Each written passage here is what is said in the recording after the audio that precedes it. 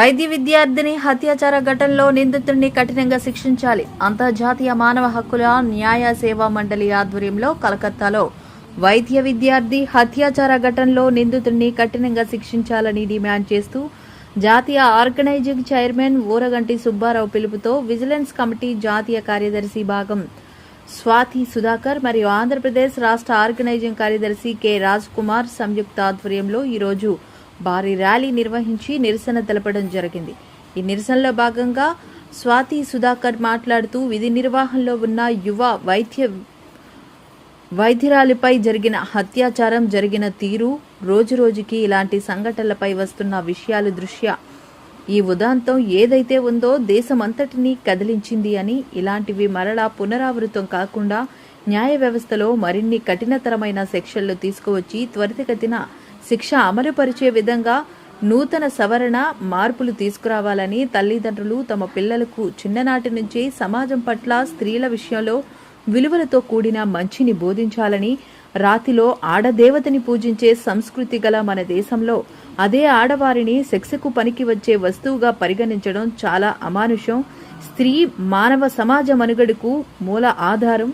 ఇది మరిస్తే ఈ లోకం శూన్యం అవుతుంది. ఇది ప్రతి ఒక్కరూ గ్రహించి స్త్రీల పట్ల సహృదయంతో మెలగాలని పశ్చిమ బెంగాల్ మహిళా ముఖ్యమంత్రిగా మమతా బెనర్జీ ఉన్నారు. అమ్మా, మీరు కూడా ఒక మహిళే.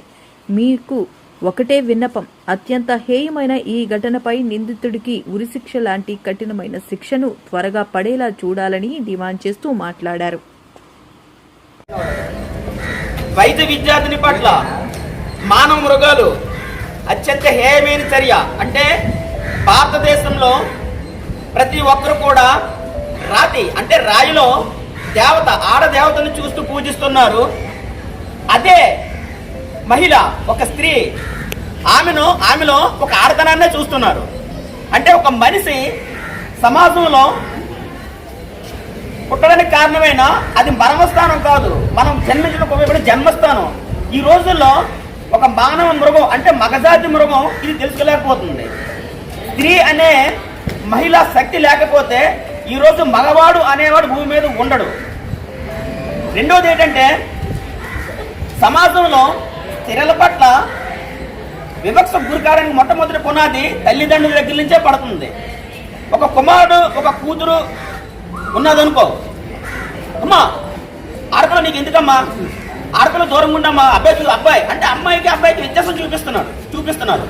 ఇది ప్రభావం పడి సమాజం ఎదిగిన తర్వాత స్త్రీ అంటే ఒక అబల, ఎందుకు పనికిరాని వారు, వంటండి కుందరు అనే భావన కలుగుతుంది, బలహీనులు అనే భావన కలుగుతుంది. ఈ రోజుల్లో మన సమాజంలో భూమిపై నుంచి అంతరిక్షంలోకి వెళ్ళి అంతరిక్షంలో ఏముందో తెలుసుకుంటున్నాం. సముద్రం అడుగుకెళ్ళి సముద్ర భూగర్భంలో ఏముందో తెలుసుకుంటున్నాం, కానీ ఒక స్త్రీ యొక్క విలువ తెలుసుకోలేకపోతున్నాం.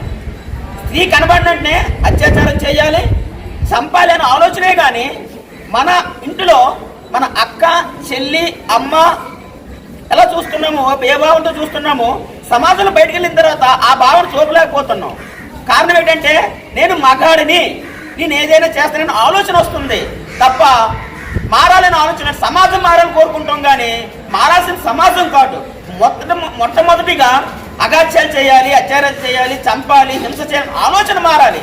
ఆలోచన మారితే సమాజం మారుతుంది. సమాజం మారితే నీవు మారుతావు. నీవు మారితే నీ పిల్లలు రేపు పొద్దున్నే అది మంచిని పొందిస్తావు.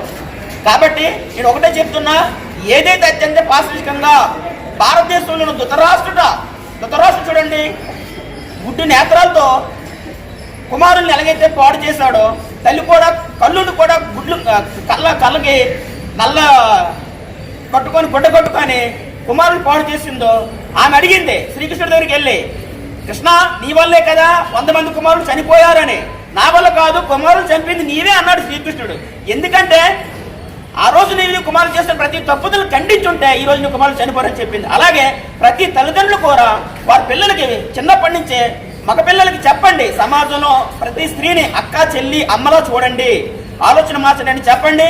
అలాగే ఈరోజు మేము ఈ వైద్య విద్యార్థులకి ఏదైతే అన్యాయం జరిగిందో, అత్యాచారంలో హాస్పిటల్ని చంపబడ్డందో, ఆమెకు న్యాయం చేయాలని కోరుకుంటున్నాం, తీవ్రంగా ఖండిస్తున్నాం. ఇది మళ్ళీ పునరావృతం కాకుండా ప్రతి ఒక్కరు కూడా స్పందించి తక్షణమే, we don't want long justice, we want punishment, capital punishment కావాలి మాకు. నిందితుల్ని త్వరగా ఛార్జ్షీట్ దాఖలు చేసి ఉరి తీయమని మేము అంతర్జాతీయ మానవ హక్కుల న్యాయమండలి సమాఖ్య ద్వారా మేము తెలియపరుస్తున్నాం. ఇప్పుడు గ్యాదర్ మనకు తెలుసు సమాజంలో ఎలా ఉన్న పరిస్థితి జరిగి ఎన్ని రోజులు అయిందండి, 4 days అయిపోయింది, కానీ మనకి ఎక్కడ కూడా ఏది స్పందన లేదు. అలాగ ప్రొలాంగ్ చేస్తూనే ఉన్నారు. కానీ మనం గమనించినట్లయితే రోజుకొక ఇష్యూ చెప్తున్నారు, ఇలా జరిగింది అలా జరిగిందని. సో రోజుకి మారిపోతూ ఉంది. కనుక ఈ హ్యూమన్ రైట్స్ తరఫు నుంచి మేము కోరుకునేది ఏంటంటే, ఎవడైతే ఈ పని చేశాడో తక్షణమే వాళ్ళు శిక్షించాలని కోరుకుంటున్నాను. నా ఈ మాట ముగిస్తున్నాను. Thank you.